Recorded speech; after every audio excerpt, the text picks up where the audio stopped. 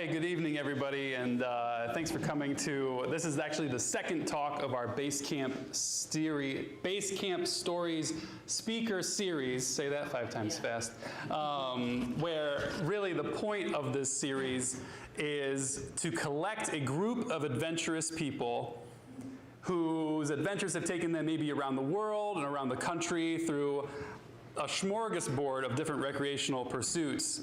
But everything that every presenter in this series has in common is that they call Northwest Ohio or Southeast Michigan their home.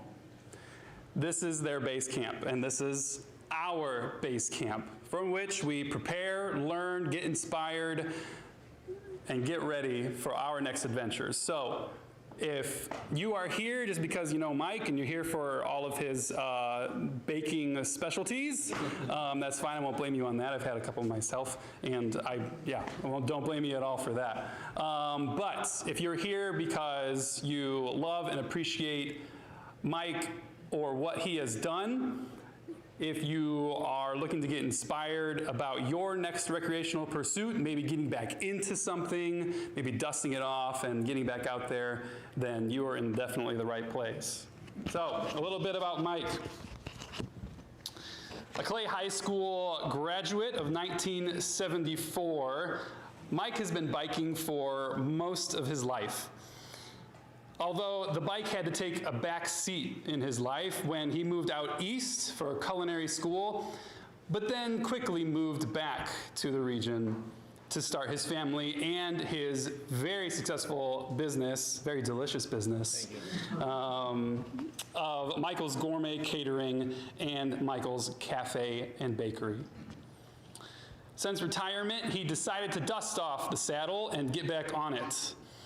And he beat his 1974 bike ride of 100 miles, and this trip, he only beat it by about 1,750 miles or so.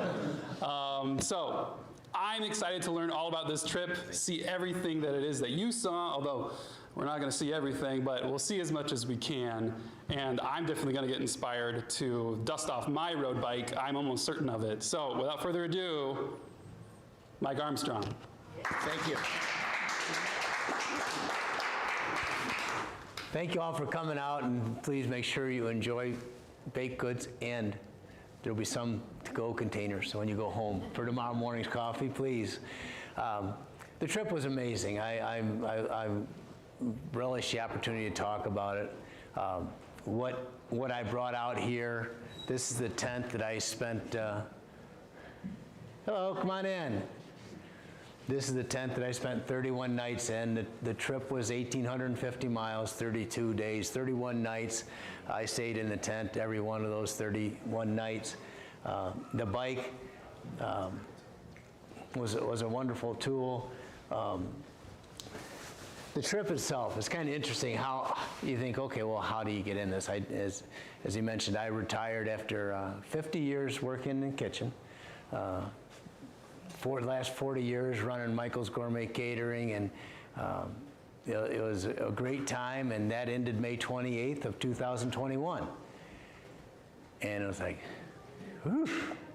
Okay, so I tried a couple different things, and this was, like I said, in May, so I did some things throughout the summer. Well, fast forward to December, I'm over at my brother-in-law's house and talking to Tim, and he's all excited telling me about this bike trip he's going to go on. And I sat there and I was interested, and I said, that's great. And he said, I've been planning this for 40 years. He said, when I was in 1980, there were people going coast to coast, and he goes, I just wanted to do that. And he said, I'm running out of time. And so he went on then to explain he's signed up for this Bike US for MS. He's going to do the Pacific Coast and 1,800 miles, and showing me his training, very organized, very organized. His training log, his equipment he's bought, going through the whole thing. And as we sat and I let him talk for a good hour, and I went home and didn't think anything about it. And I'm sitting around thinking, I like to ride my bike.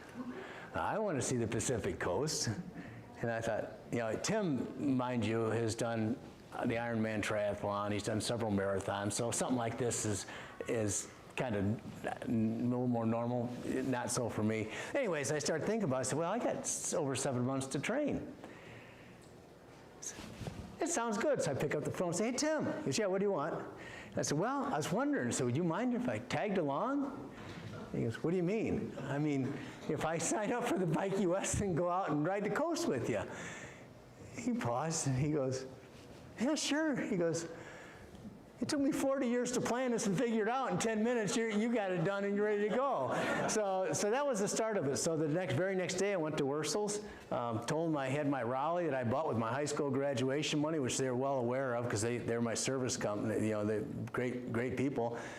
And I talked to the mechanic. I said, hey, I said, I need you to go over this and get that gearing straightened out because I got this ride. And he said, Mike, he said, you need to get a bike. He said, this is fine. You keep your Raleigh, you do that. He goes, but you need to get a bike. And so he showed me this one, and I took it out for a ride. And I said, Joe, I said, I love the bike, but you think we could get it in dark green like my Raleigh?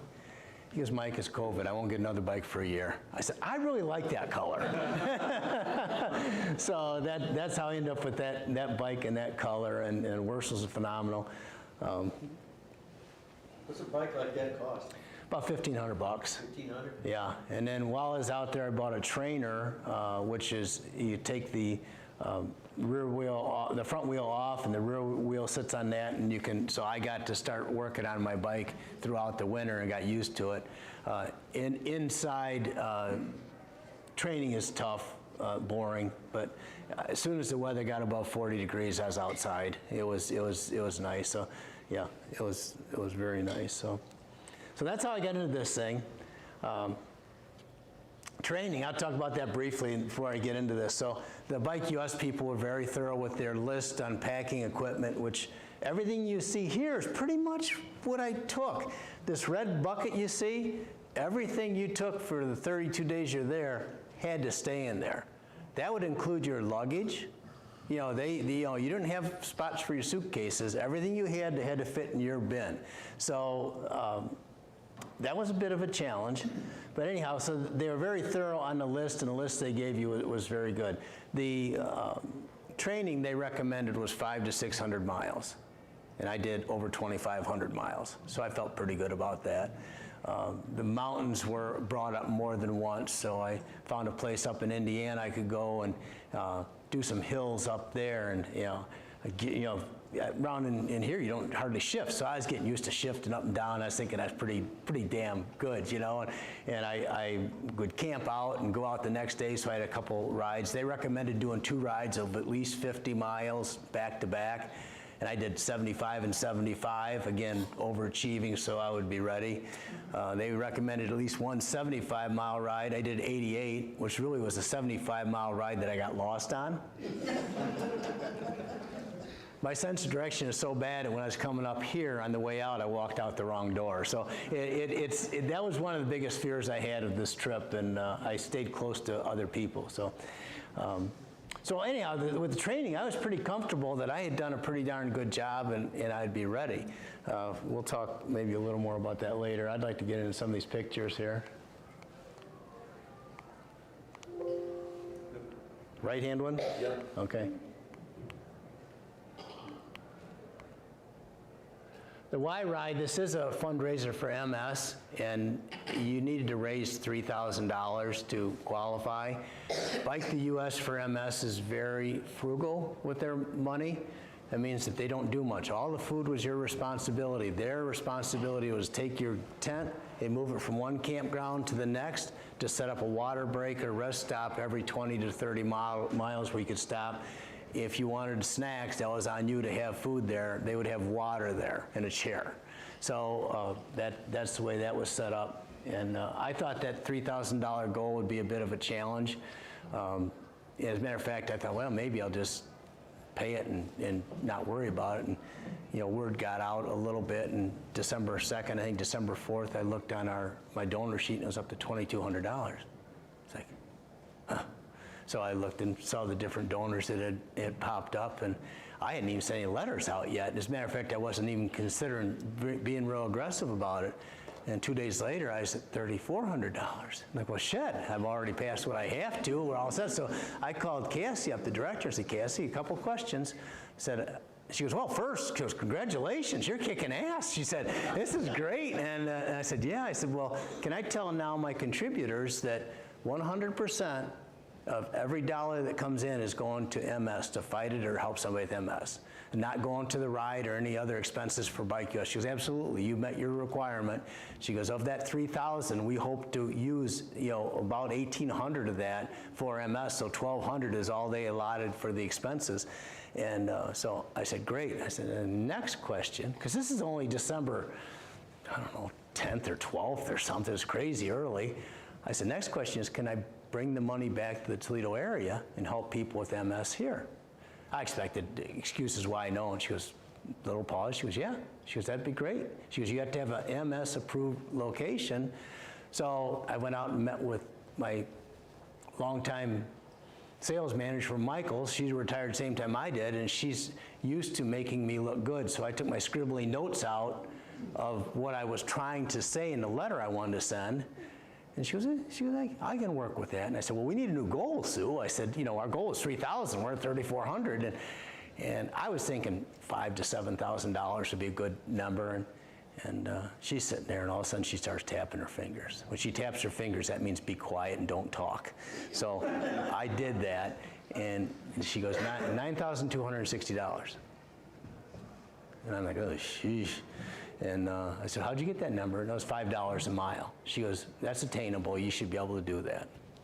I said, okay. So our first letter went out with that, and we'll get more into that later. That's where she did her math from there. This is me saying, enough of the basement. I'm getting my gear and getting out. Benches. I did a fundraiser out there, ladies' night out. Thought maybe I'd get a date out of it. I didn't, but I got some money, so that was good. Nice people. Now this sunset's in my backyard. The ride out here, the views were fantastic. Sunsets and sunrises, not so much. You're around these huge trees, so you don't see a sunrise. You see trees. And in the morning, if we happened to be by water, there was fog until 11 o'clock. So the prettiest sunsets I had were me taking pictures on my ride, practicing for the trip. This was in Indiana, and I was doing my hill run, and I ran into this guy. He just made me laugh. This is up in Indiana, too, another beautiful sunset. This was when I was kicking butt doing my 75-mile out and back. It was the bike to the bay, and that was about the third or fourth time I had my tent out. And this is where I learned I wanted this mattress down here. It's wonderful. This was actually, the Wood County had a group ride that went from the farm to the mill, and believe it or not, 66 years old, this was the first time I've done a group bicycle ride, because it was recommended that you know what the hell to do in a group, because I always rode solo or with my dad or with one other guy, but as far as being a rider in a group, I wasn't. So this was a tremendous learning experience for me. It was a wonderful ride, so it's one I would really recommend, but that was really a cool day. This is the part of my training. This is the Portage River. I'd take Bradner Road, which was one of my go-to routes for training. It's about 18 miles out to this. I used to think a 6-mile bike ride was good. 10-mile was maybe not long, but good. And 12 was good. Anything over that is a long ride, and my views are different. To get your bike out there, this is what I had to do. So I went to Wurzel's. It's packed up. They thoroughly packed it. So they take it apart, box it up, ship it out to San Diego to a bike shop. They take it out of the box, put it back together, ride down to San Diego. Seattle puts it together, down to San Diego. They put it back in a box, ship it back to Wurzel's, and then they put it back together. There's a bike flights company that takes care of that, and that's a great service. This is Did you buy your bike from Wurzel's? Yes. Okay. Yes. I wondered if that was... Yes. Okay. Yeah, and they were great. They were a huge help to me, because again, there was 25 people on this bike ride, and I would probably say, pretty confidently, I was the least experienced of anybody on that ride. They were cyclists, and I was a bike rider. Did they have a cutoff for how many people were allowed on that? 25.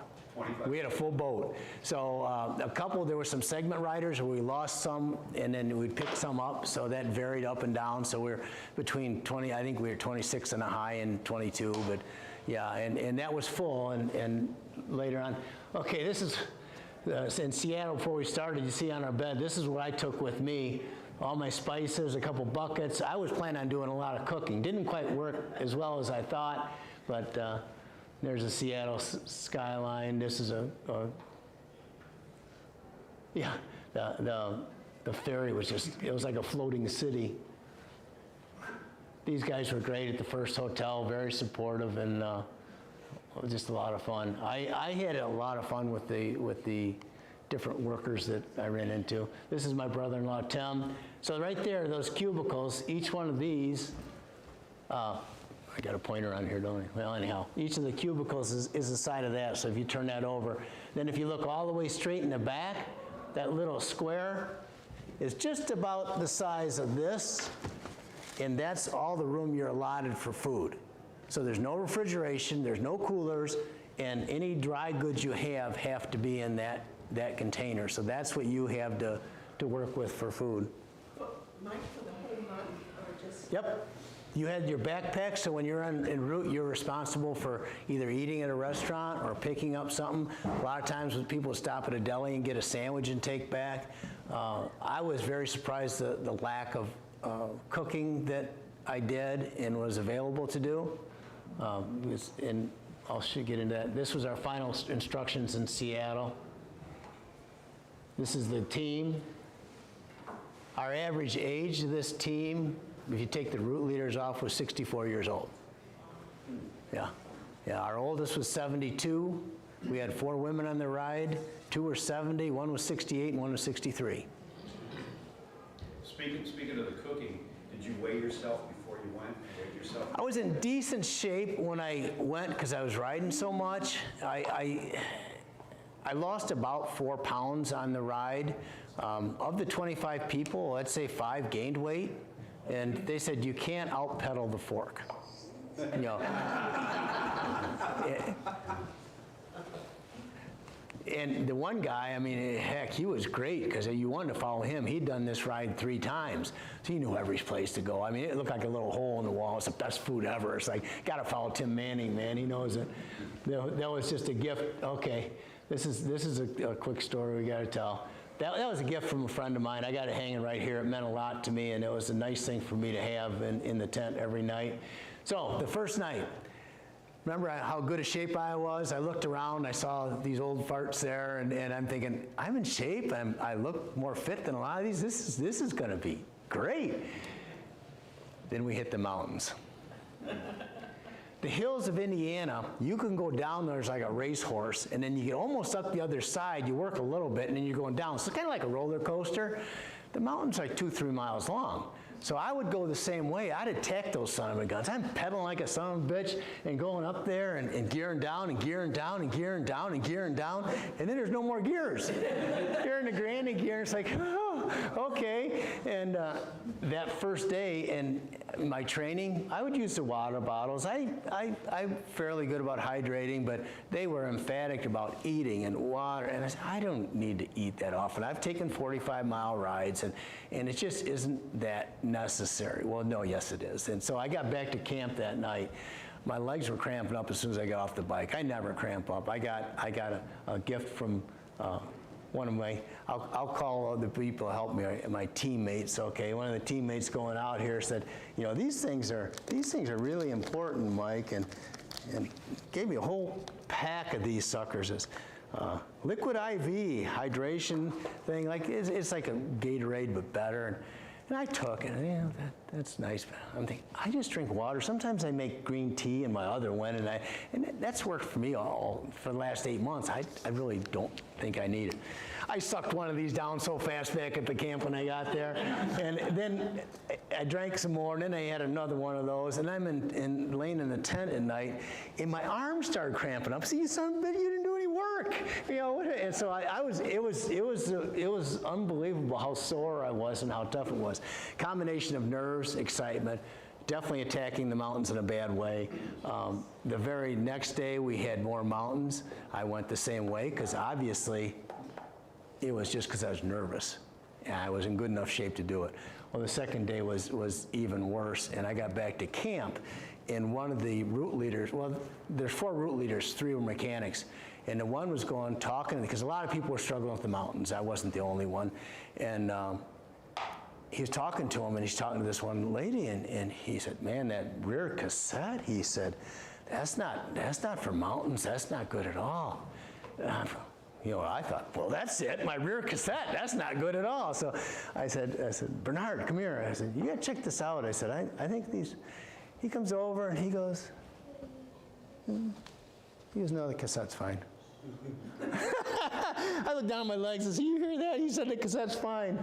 So I don't have a good poker face, my emotions, so I probably look like, whoosh. And one of the other route leaders came over and said, Mike, I watch you climbing those mountains, and it's not pretty, and it's not the right way to do it.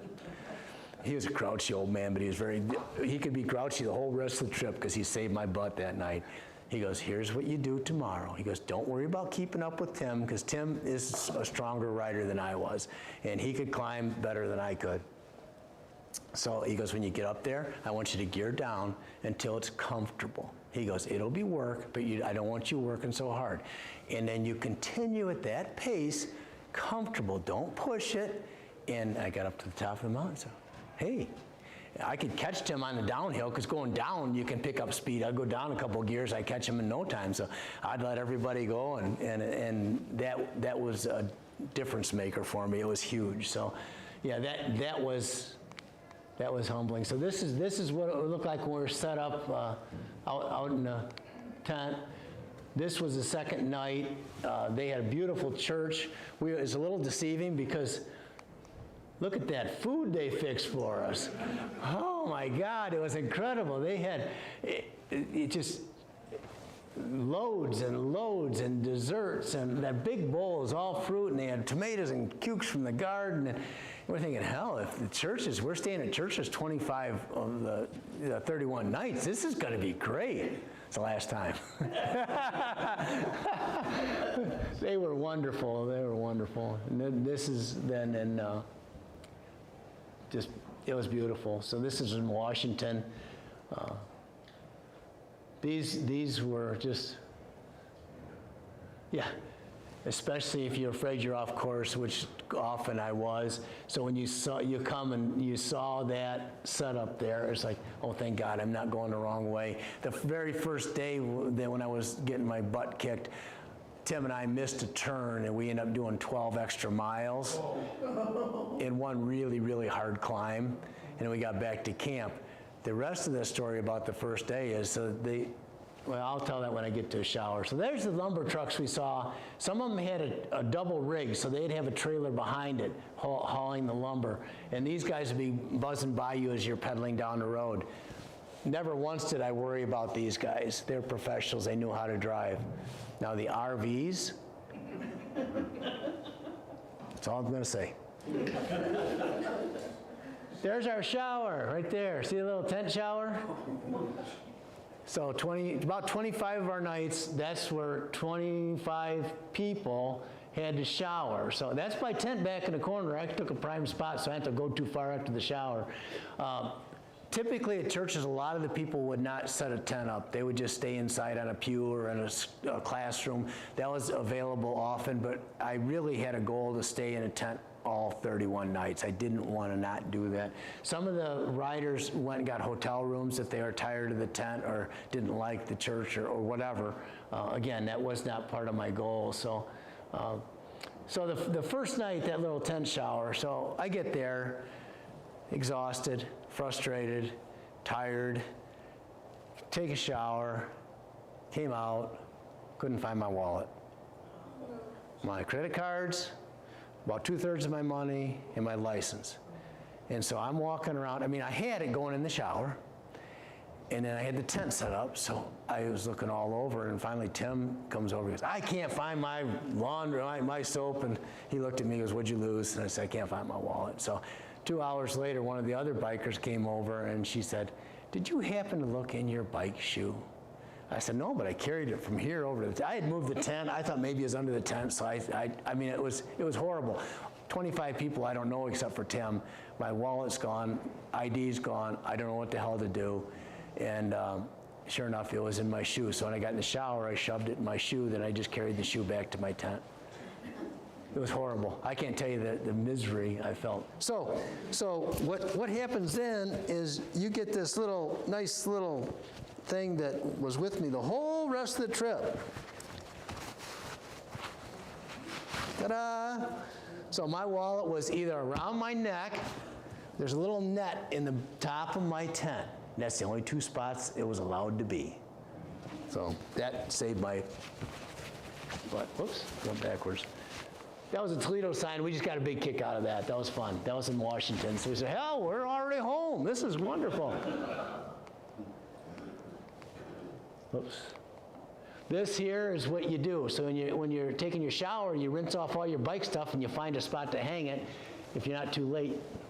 This is Tim just being a goofball. It says rise and grind. He's pretending he's asleep back here. That's the other Tim that could find a food place anywhere. This is us just having fun.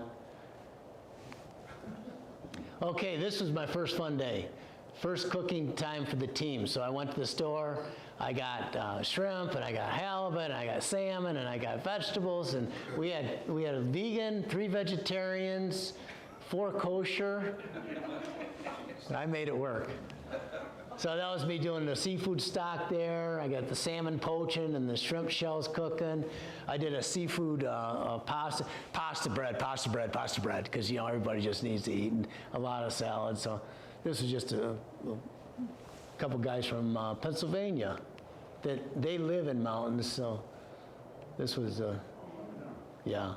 And you can find that ice cream around here, and it is good. Yeah, it is top. It is as good as any.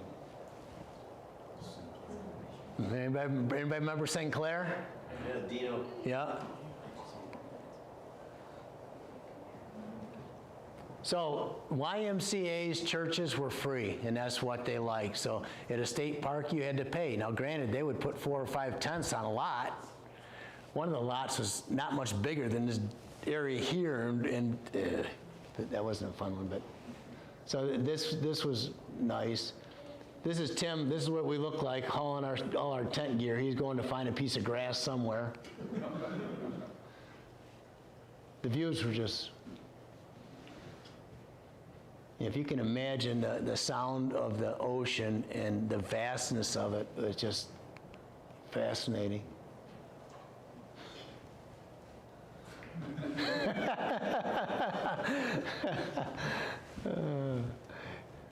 The guy with the orange jacket is a neurologist, and he's a 72-year-old, and he gave us a talk on MS one night that was fascinating, and just a great group of guys.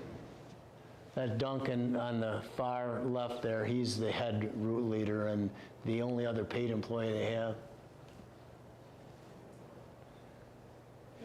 I gave him $5. It was worth it. That was after I gave him 5, so he's kind of almost smiling. He goes, no, I don't. Yeah, okay. Flat tires, you're responsible for everything yourself. I have the kit on the back of my bike. I got my pump. I lucked out. I bought gator skin tires. I got 5 flats in my training, and that was getting old. And I went on and said, no. And so they recommended these tires, and I ended up getting 1 flat 2 days before it was over. Tim had 5 flats. The leader had 6. How many tubes did you take with you?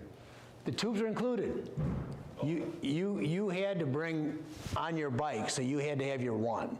But when you got a flat, they would replace your tube for you. So they got that information from us, and that was wonderful. That was a very nice service. That service and the fact that there was 3 mechanics there. Lucas was one of them. He was the whippersnapper, the poor kid. Good kid. And this is the road. You can see there's not a lot of room there. That looks like it would have been me because I rode farther out from the edge than most people. That's not a good thing, but. Where is that at that point? This would be Washington going into Oregon. So we hit a little of the coast right there in Washington, but I would say we're in Oregon for this part here. And this is a true story. So, yeah, poor guy. I mean, he didn't know he was signing up for our senior citizen tour. But it worked out that Lucas really wanted to, he loves to cook. So when we did that first dinner, he actually worked with me, taught him how to make crepes. He worked with me on some of the sauces, and we end up, one of the best friends I made on the trip. We still communicate. Love the Bridges. This was cool. Isn't that just beautiful? It's hard not to stop and take pictures. We never looked this happy, so I know there's something really exciting. This was incredible. They had them all over, and I don't know who built them, but you know, every night they come out and they would work these out, and people go down and walk them. When the high tide come in, and be washed out, and it was just beautiful. Different type of. I mean, these views were just. Any rain? Not one day. Not one day. The weather was incredible. I mean, now, again, my research, I didn't bother looking what the average temperature was. It's 55 at night, so it's maybe a little brisk, so you're starting every day. And it's a low of 52 and a high of 58. It was foggy every day in Washington and Oregon. We never saw the sun until, even Northern California, we didn't see the sun until 10 o'clock. You would have to burn that off. And now, it wasn't so foggy it was any challenge for bike riding, but there was one day we really considered not going out. It was really bad. This is what we see on the van every day. So this would tell you the rest stop, where it's going to be. They would text you more information on where exactly they're set, because they never knew exactly where they would find a set. And St. Paul would be the last one. So that was an 82-mile day. I love the little cutouts, and when we got those, I was always a sucker for those pictures. This is California. It was a big part of the journey. The redwoods, yeah, I can't say look at this 1,500-year-old tree. Can you imagine that? Wait till you see the size of the thing. Look at the root structure. That was our two doctors, so that was a neurologist and a regular doctor. Our doctor that was there, he was in that little shower, and one of our bold women, Marge was a stand-up comedian in her day, okay? And she tried a new sunscreen, and she just puffed up, and so Doc, he's in the shower. I'm all, and so he's sticking his head out of the shower, diagnosing her, telling her what to do. Only on this bike ride do you see something like that, but he was a very kind man. This were pictures in a hotel I just saw. Is kind of funny, you know. And how do you transport it? Can you imagine that? The weight and getting them up there, and I can't. Did your route take you right through the Avenue of the Giants? Yeah, the Avenue of the Giants was where we went through. No, nothing like a Glacier National Park or anything like that, but this is a rider that bought a new bike, and it was all taken care of by the techs there. And this is starts of.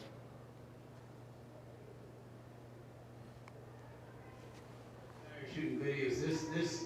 The other redwoods were incredible. This one is just, I just can't. You can't believe it. So I'm going to do a full 360 here to show you the bottoms of these trees to start with. Here's like you can see. This is just, I stopped down the road, and I was afraid I lost him, but he only made it like 100 yards where he had to stop. Okay, we're doing a full 360 there. There's Tim doing finish his video.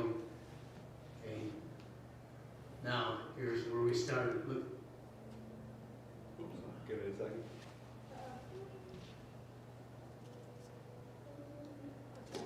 Look at that. Look up. Oh my God. It's incredible. Skyline tour. Okay. Look at this. I mean, this road is just jam-packed full of these incredible trees. It's called Avenue of the Giants, and I didn't know I could be more in awe than I was the other day, but I am. We haven't seen a massive one like we saw, but a lot more big ones. That's all for now. Wish you were here. Bye. The Avenue of the Giants I'd recommend for anybody. I guess it's 30 miles of just, on a bike it's perfect because you're going somewhere between 4 miles an hour and 25, 30 miles an hour. This is me just goofing off. They just can't imagine how big these things are.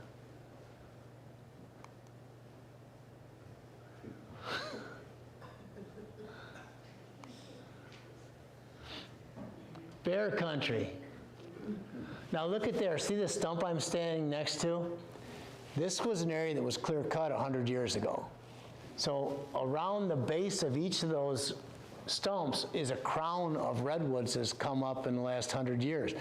Each one was different and unique and exciting. If there was a single tree, it was huge. But if there's a bunch of them, I mean, you can't call that small, but the regrowth from what you saw was amazing. Now, time for a raccoon story. It's bear country, okay? They have a metal box for you to lock all your stuff in. It's the only time I cleaned my tent out of cookie snacks and stuff that I had in there. I got all the food out, put it in the metal box. And 2 nights of that, no problem, because I'm thinking, well, heck, if the bears are here, that's like a damn burrito for them, and we're locking our food up in the metal, and we're sleeping in a tent. That doesn't make a lot of sense. So anyhow, 2 nights later, they're saying, oh, we got raccoons. They're really a problem here. I'm thinking, raccoons? Raccoons, you know, we've seen those at Pokagon, and they come around and they scavenge, but they're not a problem. So I kept, which I did often, my cooking stuff, the jet boil is what I used. So this guy hooked up to a Bunsen burner, boil the water, and then I would take my oatmeal. Let's see where I put my oatmeal at. Oh, did I flip around? Yeah, just go forward. Okay.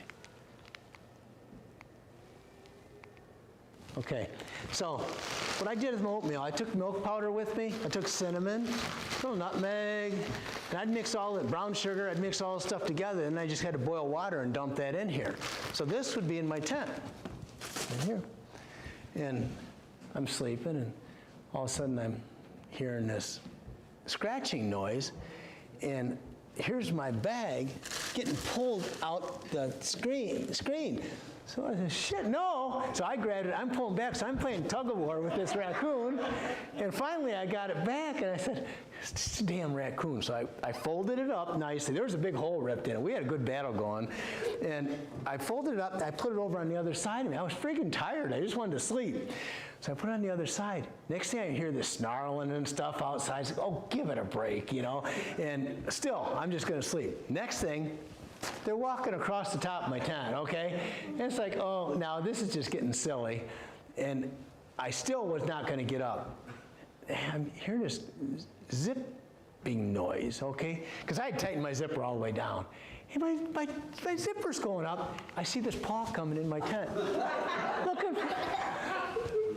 I said, okay, you win. I get it. I have a little headlight thing, and I put that on, which they ran like hell. And I went to the van, and I put my oatmeal in the van.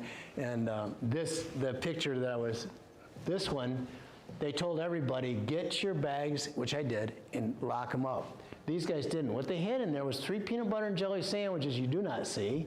And they had some snack bars. So the things they didn't eat is M&Ms. But the interesting part is the raccoons had the ability to open 6 different zippers on this bag without chewing a hole in it. They just opened each one, checked it out.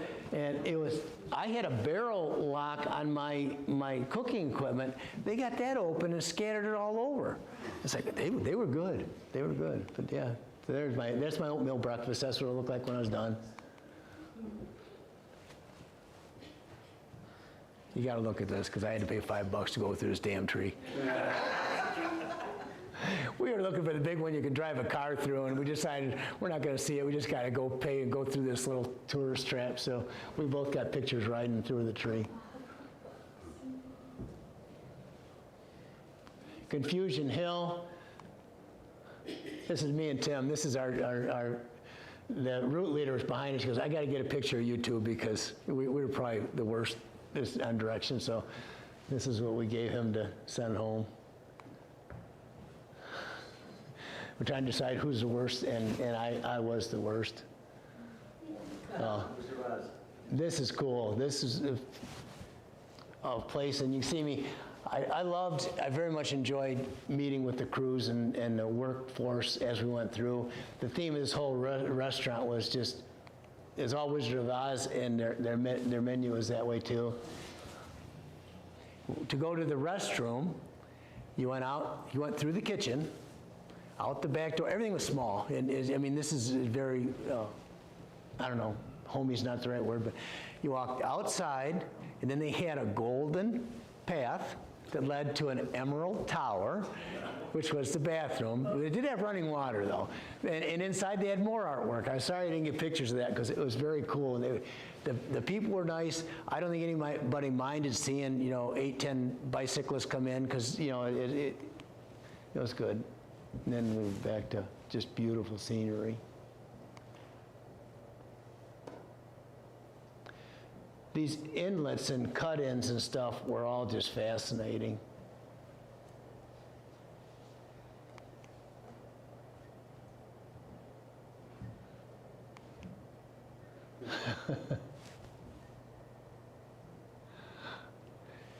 And I was told by riders, you have to always assume that around the next turn it's going to go up. That way you're never disappointed. You're only happy when it finally goes down. And I just couldn't do it. This was one of the steepest ones. That little guy way back there on the left, that's Tim. His chain fell off his bike, so he's on a steep uphill, chain off his bike. I took the opportunity to take pictures and take a break, and he finally made it back up. But this one went on and on. This was cool. It's the only time I saw something that looked like this. Not sure exactly what it was, but it was really something. Isn't that incredible?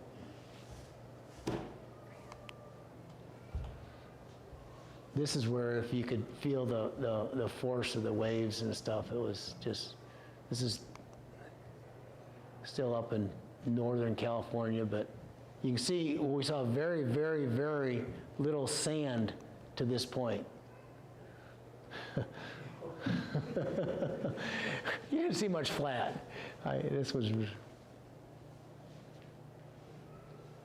So that's kind of what it almost looked like every morning. So this little everything you had was in here. So my little bag here.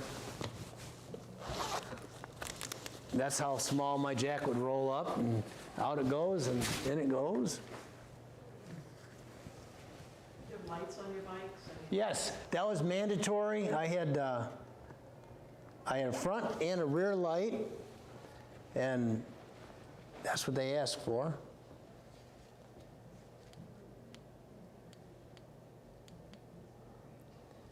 And those will last about 4 hours.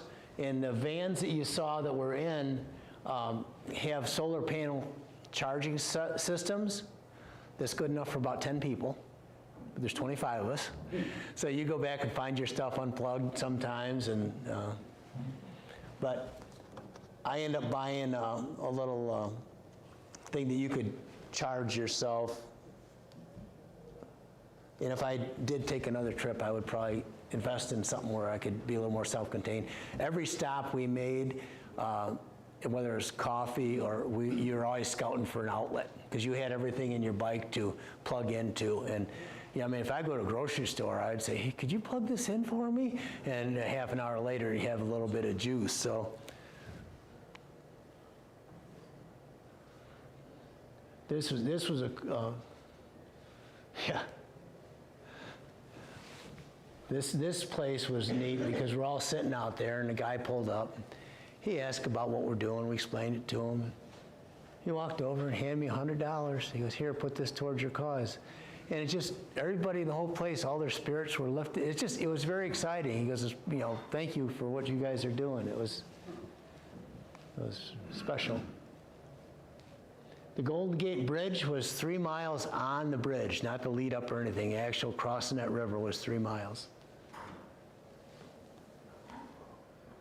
assume there's bike lanes on the bridge. You know, it was scary. They open up one side, so you had two-way traffic coming, so the bikes are coming from the other way. There's a speed limit on there. I want to say it was either 8 or 12. I don't remember. That's a big difference, but it was in there. And those spots on the bridge where they're painting, that gear comes into that roadway by about 5 feet. So that leaves you about that much room. So if you got somebody coming the other way and you're going, and the natives don't go the speed limit, you know, they're booking it. So it wasn't nerve-wracking, but it wasn't overly pleasant. But this I loved, of course. They're sourdough, and I'm proud of mine that's like 16, 17 years old, 160-year-old sourdough base. And their bread was phenomenal. I'd eat breakfast, and I still had a bowl of chowder on a sourdough bread bowl like at 10:30 just because I could not. Look at the size of that mixer there. There was I want to say a half a dozen of those mixers.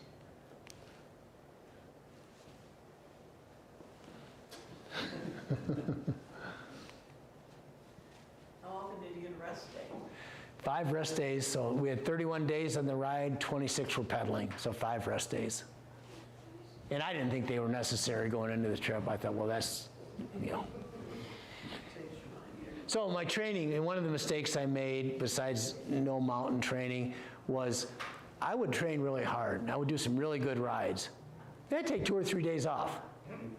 And I thought, you know, but with that grind, the day after day after day, so when you have hard ride after hard ride, that's something that I didn't anticipate.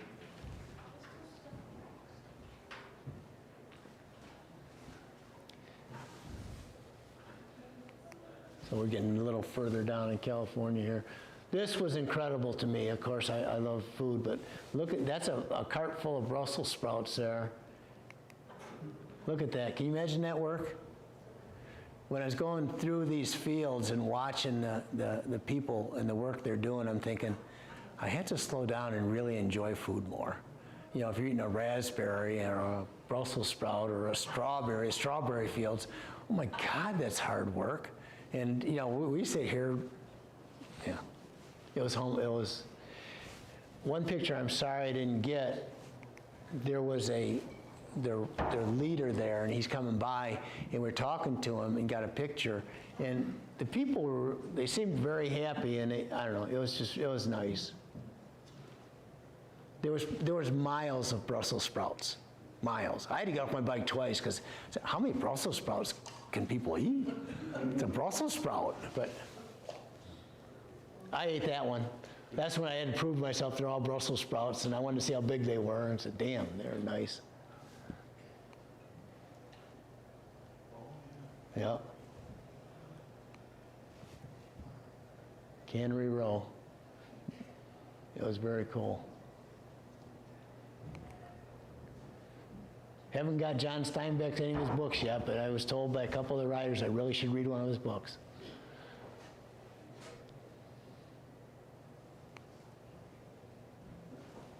This at Pebble Beach, the Lone Cypress, it was pretty cool.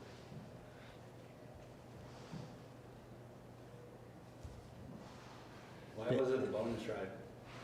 It was a 35-mile day, and they said that if you guys want to take a 17-mile ride to see something really cool, you can go to Pebble Beach. And when you go to Pebble Beach, what happened, there's really nice houses in there. And the houses got tired of all the tourists driving around, so they charge them an admission. You gotta pay to go look at go drive through there. Bikes don't pay. So we got to go enjoy it. I thought it was kind of funny, but yeah, it was an incredible ride. I really enjoyed this. This was cool, coming out of there. They had an accident. The guy was claiming a car clipped him, and then he got hurt. And the cop wasn't buying it, so he called these guys, well, called us over. I went to take pictures because I knew I wouldn't have any good advice for him. But he had an e-bike. They finally figured that judging by the speed, judging by the bike, it's easy to lose control on those. The guy was going too fast. He ended up, just going off. There was no rear, the bike wasn't hit from the rear or the side. All the damage was on the front wheel. But it was kind of interesting. The police officers were very nice, so it was kind of a cool experience. Now, Big Sur, I'm going to be quiet after this because the pictures, this is probably the most beautiful part, and that's hard to say because the bridge was iconic and it was cool to ride over. It was really neat.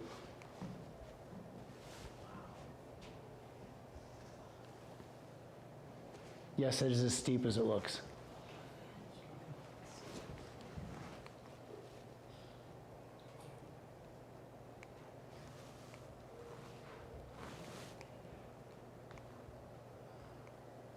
I'm stuck.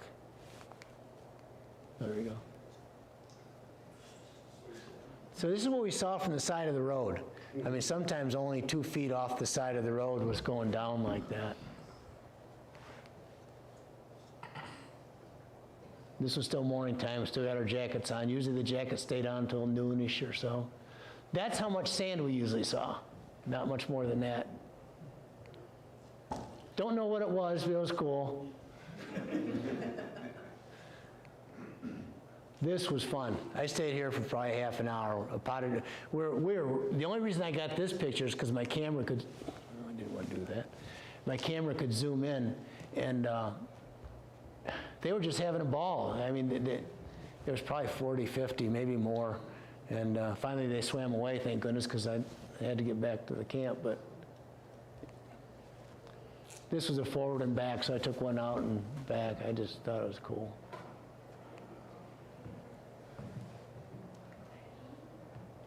Get a chance to get in the water ever? Towards the end, yeah. In the beginning, it was freaking cold, man. It was cold. So, and there were really a whole lot of opportunities. Okay, these guys on the beach, they smelled. But there was one area we were coming down this mountain. There was a famous cove for these sea lions. Okay, so you're getting ready to see this beautiful thing, get pictures.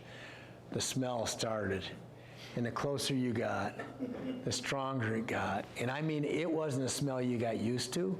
It was horrible. It was horrible. And I mean, I stopped and looked at them, and it's the fastest I ever climbed a mountain. I will say that. I got the heck out of there, but it was, and as awkward as they are on shore, they're so graceful in the water to watch. It was neat.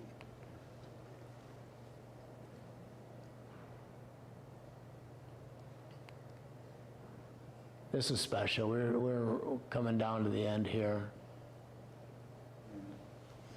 At this place, a lady came and talked to us. Karen was her name, and she has MS. She was diagnosed a couple years ago, and she's a bicyclist. She's a cyclist and not able to ride anymore, but she was able to ride on the back of a tandem. So one of our stronger riders, who's a tandem veteran, took her for the last leg, and she wrote us in. It was special. And she gave us a talk that night, and she's talking about her symptoms and how it came and what was happening. And she could see everybody's heads hanging a little bit, and she goes, no. She goes, I'm not a victim, I'm a warrior. Wow, that gives me shivers every time I think of it. This is me getting ready to go in the ocean. It was really a lousy spot to go in. It was full of rocks and stuff, but damn it, I was gonna go in. Tim and his family. Emily lives in Seattle, so. Okay, this gets into part of the fun for me. So this was one of the spots that getting to find a cup of coffee. A long ride, we get into this place, and they're running this little shop. That's their place right there. See all the dogs, and one of the other riders said, boy, it's a shame that people have to live like this in our country. And I'm thinking, these people are nice, and they're happy, and they work hard. It's okay. And so I started talking to her about the dogs, and what happens is people drop off pets. and she ends up adopting them all out. So she has all these pets. They love her, and she loves them. She has a nice little shop. She made her coffee on a Mr. Coffee machine. So when we came in, it was like, oh my goodness, get that little thing going, you know? And I was proud of the riders. They came in, and you know, she's trying to give free refills, and nobody would take them. You know, we'd pay, and on the way out, you know, she got some extra money for the dogs, for dog food. It was special. It was, I don't know, it was, you can take a fancy restaurant, but the candy bar, whatever I got to go with my coffee there was as good as any. These ladies on the left, we were hosted one night by a rider from Bike US. He had done one of the rides, so he hosted us at his house. 25 people. He had 2 showers, which was nice. I don't know, he must have one hell of a hot water system because we all were using the showers, and it was wonderful. But the very next day, his church heard about it, so they put on a wonderful breakfast. So the 2 ladies on the left did the breakfast, and just nice as can be.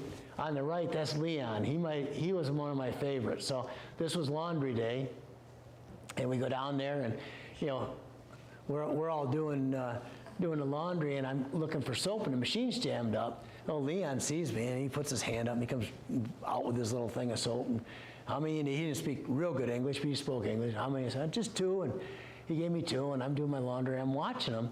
He goes and he fixes the machine, he fills it up. Then he goes over and he's cleaning the door. Then he goes and he sees one little thing on the counter somebody left, and he's wiping the counter down. And I look out later, he's wiping down the tables. Then he's doing something else, just nonstop, not hectic, and he was that smiley the whole time. So we went, when our clothes in the dryer, went next door and found a place for breakfast. And we're sitting there talking, and I said, you know, I really want to get a picture of Leon. I said, I think I'm going to give him a tip. So the other riders all chipped in, so we had a decent chunk of change. So I went over and asked him for this picture, and she graciously gave me, and then when I'm done, I was trying to give him a tip. He goes, no, it's my job. I said, no, really? And he goes, no. And I said, Leon, you made 4 people really, really happy today because your place is so clean and you're so nice. I said, please, just take the money. And he took it. But he was happy. And that, I love that part of this trip. This is Eggheads. Remember the Wizard of Oz theme? That's the owner right there. And that's the 2 cooks. And so I went behind the line, and I was trying to get them to let me make a breakfast, but they wouldn't do it. But just super nice people. And again, it was fun just talking. A lot of nice folks. These guys thought we were some kind of celebrity, so they wanted to get our picture with us. It was kind of funny. So they thought we were famous or something. Good luck, guys. They're nice as hell. But I said, Tim, make sure you look important when I get your picture. So that's as important to look there. Okay, so back to our fundraising. This is Denny's. This is the local lady we're able to help. We got to our $9,200. I called Cassie up. I had a hard time because people don't like to ask for help. They're independent, and we were having a hard time finding somebody local to help. And finally, I got a hold of Ability Center, who I love. They're just great people. And I talked to Mallory out there, and I explained my problem. She calls me back the next day. Says, Mike, I went through the thing. We have a lady, didn't qualify for government this, government that. She needs a ramp. She needs threshold improvements. We need like $5,000. I'm thinking, I got $5,000. This is great. So I get on the phone to Cassie. I said, Cassie. I said, we got somebody local, and they need a ramp, and they need this. And then there's this pause. And I was like, uh-oh. And the pause went a little longer. And I said, oh, shit. And she goes, Mike, generally the money doesn't go out until the ride in August. This was the middle of February because we were already at $10,000. We had the money. I said, okay. I said, it was late. I said, I'll call Ability Center tomorrow morning, and I'll tell them that, you know, we'll have to hold off till August. I was trying to connive a way we could do it. And so I was a little bummed. And a couple hours later, I'm checking the email, and there's an email from Cassie. It says, by the way, she goes, the Ability Center is a phenomenal organization. You guys are lucky to have them in Toledo. I'm cutting a check tomorrow. So she basically changed the rules, got the check to them, got her ramps to her. I didn't know I was going to meet her. This was in February. I just met her about a month ago. and it was just special. So this one got me in trouble. So I was at the Midway, the ride's over. A good friend of mine served on the Midway, so I was excited to see it, and he said he worked in a sick bay. So I got this picture mostly for Ken, okay? My Facebook account lit up with, Mike, what happened? What happened to you? Are you okay? It's U.S. Navy. I mean, in person, this doesn't, I mean, look, I can kind of see it looking at this, but when I took the picture, it was like, it wasn't. So I learned how to unpost a picture. I did it quickly. Okay, that's all the pictures. You got any questions for me? You have 25 riders. Yes. Some riders are strong riders. Yes. Some riders aren't quite as strong. Yep. The ones kind of, a lot of people like to take their time, take pictures, you know, this and that. How do they keep you all together? That's challenging for them. I would never want to be a route leader because you have to get out, and they let you know, if you're going to be a really up early, riding like a son of a gun, you're probably going to be on your own for rest stops. They're not going to be set up in time. So they let you know that. And they also let you know, we can only stay here because if you have 3 rest stops, they got to be able to get for the next people.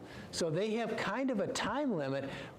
With that being said, they want to know you're okay. So it's tough. Did you feel rushed at all, that you didn't have enough time to No, see but what you wanted to Tim and I were more of a hurry up and wait. So we were, I'd say, well, Tim was a little stronger, middle of the pack. I was probably middle of the pack as far as my ability and speed. So there's people I definitely was riding faster than that would get back to camp before me because I don't think anybody took more pictures than I did. You know, maybe they did when they're riding, but not to stop. We took off-course trips to look at beaches, and you know, we took our time. So it's set up in a way that you knew how long you had to get there. And I was only the last one to the rest stop a couple times. Usually we're right around the middle. But that's a good question. I did want to show you though. So this is the tent I stayed in. One night we had a place. A lot of the churches you stayed at, there's no grass. Okay. So we were set up on, you know, that playground foam stuff, that hard whatever. So we were set up on that, and there was ants there. Not terrible. I mean, the first night I was really tired, so I think I slept through any ants. But everybody else was out there. Yeah, I'm going to sleep in church. So off they went. So I eliminated a lot of the people as far as who stayed in the tent every night on that night. But the second night I stayed out there, and I was the only guy in the out there because everybody's inside, either inside or at a hotel. So every night when you got back to camp, my red box would be full of my clothes.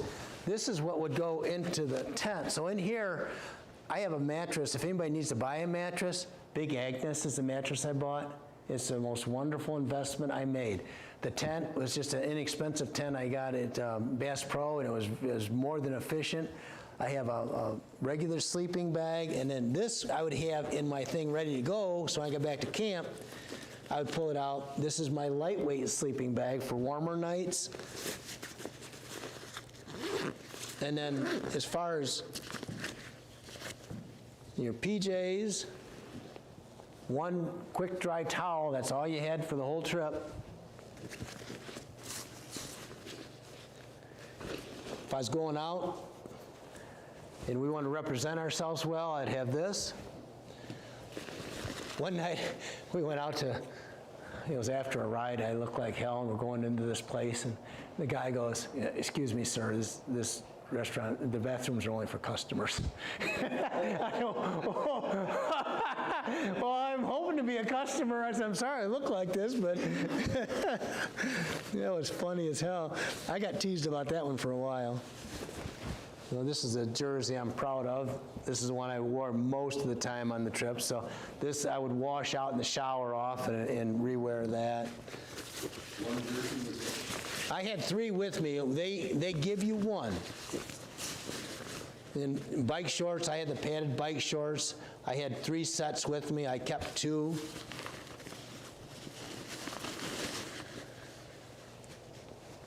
The go-to shorts were easier than, I had no jeans shorts. I had one pair of pants, the ones I wore on the plane, one pair of tennis shoes, one nice shirt. This was my fun shirt. He had a lot of adventures. Ability Center gave me one of theirs. I think it's quite snappy. I thought I looked pretty professional in that. I don't know if I earned that or not.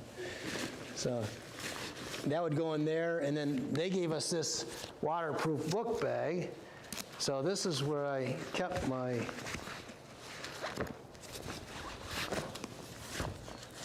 Bible and my journal.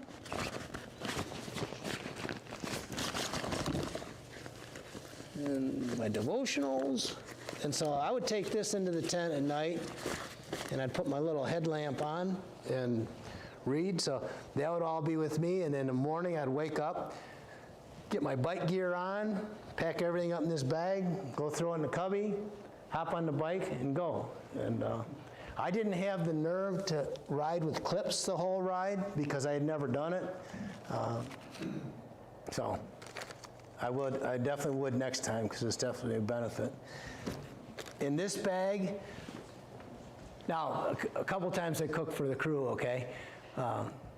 The one time I went there and expecting the route leader was going to help us out to, actually the seafood one. And I said, hey, can we take the van down? I want to cook for the crew. He said, no. He said, you can take your bikes. So Lucas, the young guy, and I took our bikes down, and we looked like a couple pack mules. But in here, I'd have a banana, I'd have an apple, candy bars, and maps, and I always had a knife with me that was given to me by another one of the supporters, so I could cut up fruit. This was a go-to. These were wonderful. If you put peanut butter on that, and you put a banana on there, sprinkle a little honey, and roll it up like a burrito, it's a great snack food, so at the break stations, that was a go-to. This was how big our square was for food, so what I'd have in mind is frosted mini wheats were a nice snack. Without milk is fine. Baked beans. One night, beans and Spam was dinner, because that's what I had. So we cooked that up, and that was dinner. This boiling a bag of rice was a cool thing, because one night I boiled that and mixed that with some beans. Sardines. Tuna. Now, mac and cheese. If you want to gourmet up mac and cheese, you throw a can of tuna in there. There. If you really want to get fancy, you put some salmon. And then, if you have these little instant coffees, it's almost like you're a drug dealer. You're so popular. So that's kind of what I would have in my little square. All the sundries, I had my vitamins, so the vitamins, I basically have a 2-week thing, so I would have 4 sets in there. Took them every day. I have my soap, was my shampoo, my soap, all in one. Little first aid kit. Chapstick, I've never used so much chapstick in my whole life as I did on that 1 month. I'm serious, never. I don't know how many, I went through a couple tubes. You're breathing hard, you're outside, and sunscreen, the same thing. And they kept saying, oh, you make sure you slather it on at every break station. It's very important. It's like, yeah, whatever. I ride my bike, and it's hot in Ohio. Yeah, they were right. So I took this along with me. So when I was cooking for the crew, I had my hospitality. If the guys saw this on, they knew it was going to be a good day. Another one of my, I call the people that are supporters teammates. That way the people that won on the ride, I call them the biker gang. So now somebody says, what did Mike do? He joined a biker gang. Oh no, Mike. Yeah, he went out and drove the Pacific Coast for a month with a biker gang.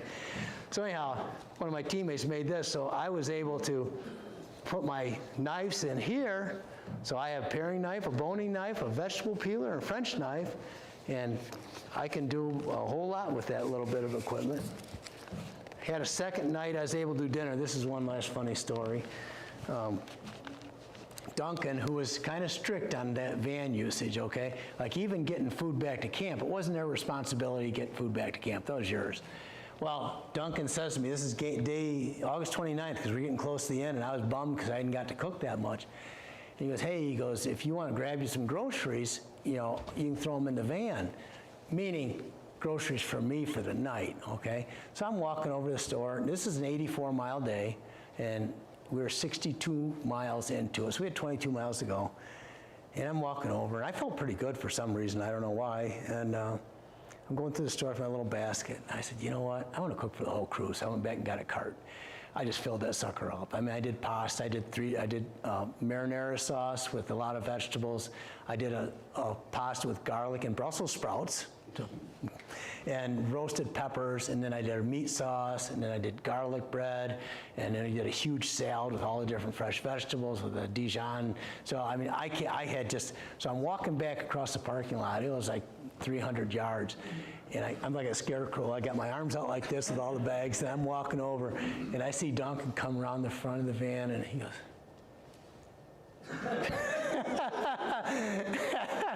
so I threw all the stuff in there, and then I came back, and Tim was on the phone with his wife, and I said, Tim, I gotta go, man. I said, I'm cooking for the crew tonight. I said, I'm hitting it, man. And I said, it's a straight path back. I think I can do it.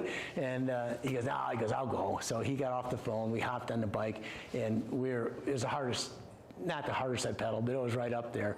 And we were riding like crazy. And about 10 miles into it, I run into Lucas, and he just looked like a whipped puppy dog. He just, and I said, Lucas, I said, they're letting us cook for the crew. The church has a kitchen. They got equipment. I got the groceries in the van. He looked over at me like this. I'm just whooped, Mike. I'm bonked, man. Bonked. In biker term was, you're out of food, you're out of energy, you just have nothing left in the tank. Lucas, we got a kitchen, man. And so I took off. I thought he'd follow me, and he didn't. So I got back to camp. I come whizzing in there, and of course there's other people there already. And I went up to Dave, and I said, Dave, I said, I'm cooking for the crew tonight. He goes, take my spot, because there's a lineup. You know, you sign up for there's probably 7 or 8 deep to get in the shower. So I hopped in the shower, and I got out, and I got my stuff on, put my apron on, run to the van. I'm getting my stuff. And right when I'm carrying the last bag in, here comes Lucas pedaling in. I said, Lucas, I said, I got the stuff in here. And he looked at me. He didn't say anything. He looked at me. I just looked at him. Nice poker face, friendly, you know, I thought. And 5 minutes later, here comes Lucas, all showered, all ready to go. What do you need? What are we doing? And I said, what the hell happened to you? He goes, man, when you looked at me, I didn't know if you're going to kill me or cry. So he came in, and we just had a ball. We cooked the pasta. His idea on the roasted peppers and Brussels sprouts, so I let him go with that. We had the garlic bread. It was so much fun. It was just a blast. One of the other riders, I told him, I said, I'm not having time. The other dinner I did apple crepes for dessert. So I made homemade crepes with vanilla ice cream, Tillamook, of course, and then strawberries or apples. So we had a cool dessert. I told these guys, I'm not going to have time for dessert, but I said, we're going to have a meal.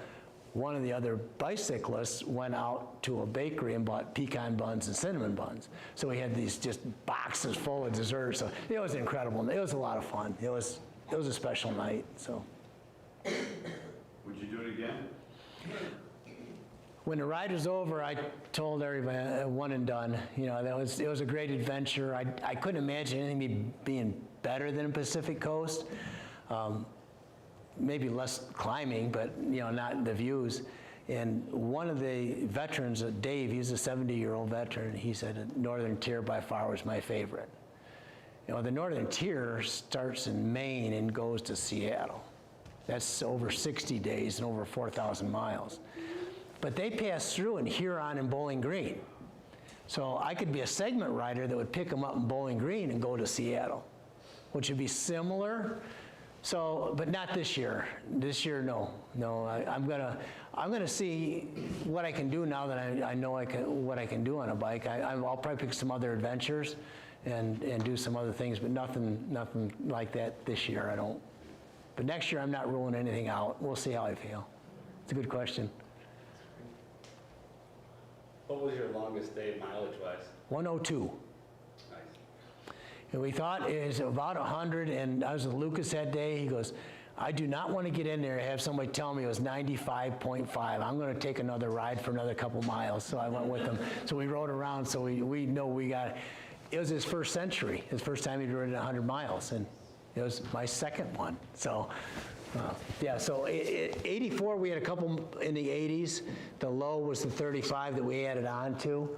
The first day was supposed to be 43, 42, and we were 53. So.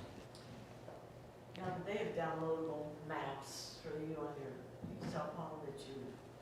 Yes, and I talked to I fed the Northern Tier when they came through Huron. And my goal was to get some intel, because technology and me are not friends. Give me, what's the best one out there? 5 different riders, 4 different strong recommendations for different items. It's like, well, and down here was pretty much the same. There were people, when they got used to what they got used to, that was the iPhone and Android. It's the same thing. There's a very strong, so I ended up getting one. They had one they recommended, and it was a little blue dot that's supposed to stay on the pink line, okay? And it turns off every 15 minutes. So you're riding your bike, and the phone goes off. So you look down at the phone, and you can't have it going all the time because you run out of juice, too. So you stop the bike, and blue dot, pink line. That's never good. But I would have to figure something out for the navigation, because I was just horrible. And I anticipated I would be, and I didn't disappoint myself.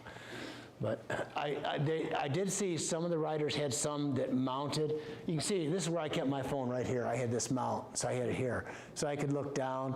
That wasn't real conducive to easy reading. Some of them had them mounted right up here, and some had designated piece of equipment just for that. It wasn't their phone substituting for it. So there's stuff out there. So if I get into where I'm going to be going out again, I'm going to have to find something, because I can get lost in Oregon, where it's east, west, north, south. It's overcast. I don't know where the sun is. How can I, give me a break. I'm just terrible. It's just who I am, so. You always rode with somebody. Everybody always had somebody that they rode with. No. No? There was a lot of people who were just solo riders. The neurologist, sometimes he just wanted to be by himself. A lot of people were in groups, but we had one couple, Bruce and Vicky, they were on a tandem bike. They were my heroes. I mean, that thing had to weigh 350 pounds with the two of them, and going up those mountains. I don't know how they did it. Double the power, too. Yeah, kinda. I know it was incredible, but yeah, Any e-bikes? not allowed. Not allowed. Yeah. I don't know if they'll ever change that or not, and I don't have a real strong opinion on it. But yeah, we did see some go by us, though.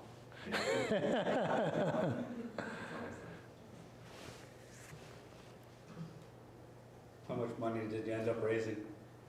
Okay, so we hit the 92 quickly, and a friend of mine was going to do a cruise. We did a cruise on the Maumee and the Sandpiper, and I thought that would net a couple thousand, which it did. So we reset the goal for 12,000. Well, we hit over that before the cruise, so we reset the goal for 15, and then we were at 14.5 before the cruise. So we end up a little over 19,000 when I started the ride. There was only one rider in the whole country ahead of me at that point. We'd passed everybody on my trip long ago, and there was one rider that was still in front of me. And when I got back home, a couple more donations came in. We hit even $20,000, which made us the largest fundraiser of the Bike US for the year, of all their different 6 routes they had. So that was cool. Thanks.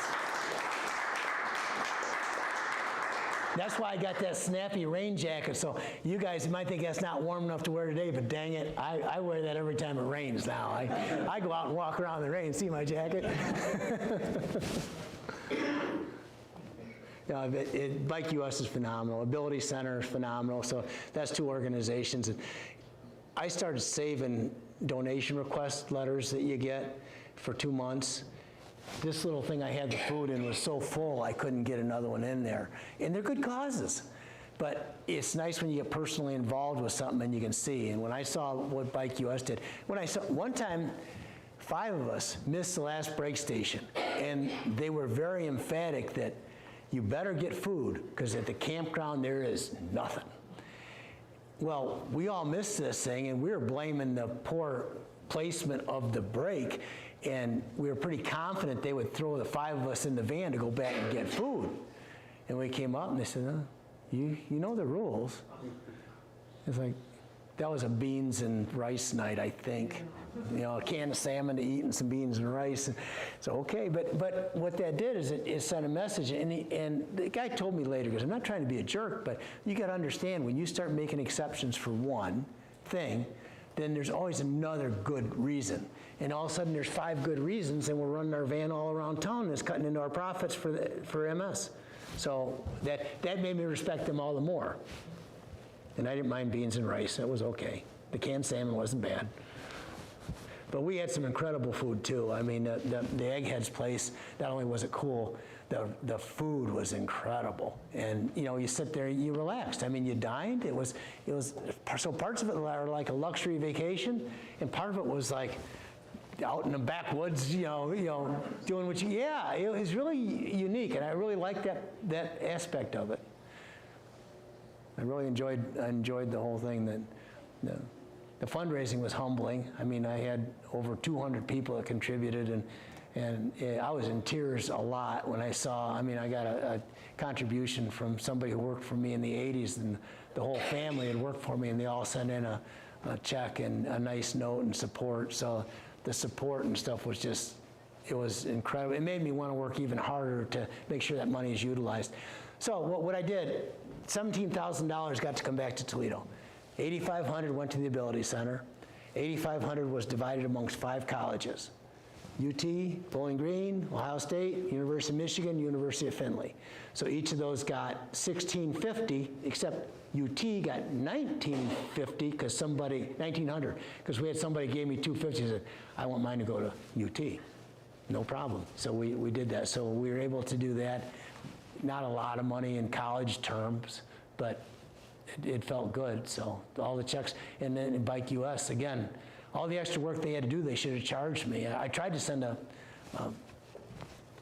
check to Cassie and say, please just take Duncan and go out to dinner sometime. I know I've been a pain in the ass because I was always pushing things a little bit. And she sent a note back. She said, thank you very much for the kind gesture, but it's got to go to the cause. She donated it right back to my fund.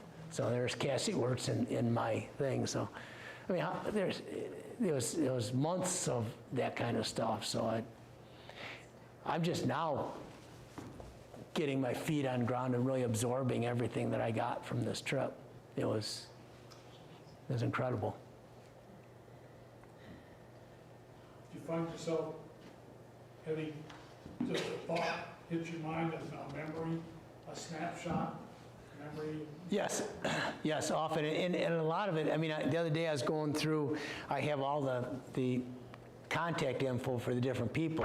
As I would see their name, and of that group of people you saw up there, each one of them, I took something away from them that was helpful to me, and so that was very.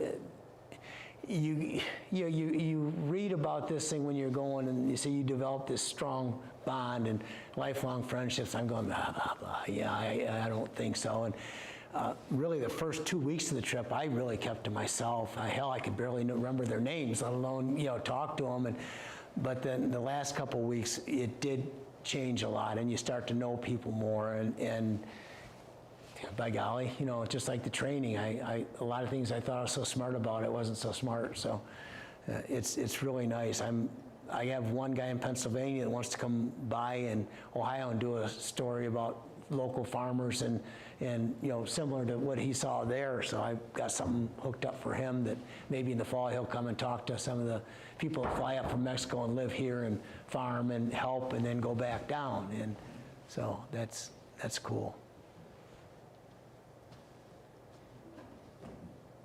Any other questions for Mike? Nice job. Thank you. How was it? Thanks for coming in. Hey, thank you. And again, just to remind you, to-go containers, food, and if you want hot cocoa for the ride, there's lids for those cups. The hot cocoa's homemade, got my guitar chocolate in there. You are amazing. Jeez. Thanks so much. You definitely inspired me to get on my bike and maybe look into one of these things for myself. You would love it. You would love it. I know I'd love it. Yeah. I got to convince the wife, though. Yeah. If you're watching, anyway. They have some that are only a week long. Oh, that's good. Well, thanks again, everybody, for coming. Thanks again to Mike for sharing your experience and your passion about your trip and your cause. If you're interested in this sort of thing, we've got a few more Basecamp Stories talks coming up. The next one is January 5th, and it's actually with somebody in the room. It's this guy right here, Bill Heflin. He's going to be talking about the Fort to Port paddle, which is Fort Wayne to the mouth of Maumee River to Lake Erie. It's 137 miles. I was going to say that. The whole length of the Maumee River. We also have another kayaker who's going to be coming in later. He's talking about his trip to Pictured Rocks and how you can maybe plan that for yourself too, if that's something that interests you. We have a through hiker who's going to be coming talking about her hike from Rhode Island to California, going across the entire United States. And then we have one more. We have a professional climbing guide who's going to be coming in talking about his trip to Grand Teton and how he survived an ice storm while halfway up it. Pretty cool stuff. Go to wcparks.org, click on programs, register there. If you want to find out about anything else, WC Parks is your place. So thanks for coming. Have a safe trip home. Stay warm. Thanks, everybody.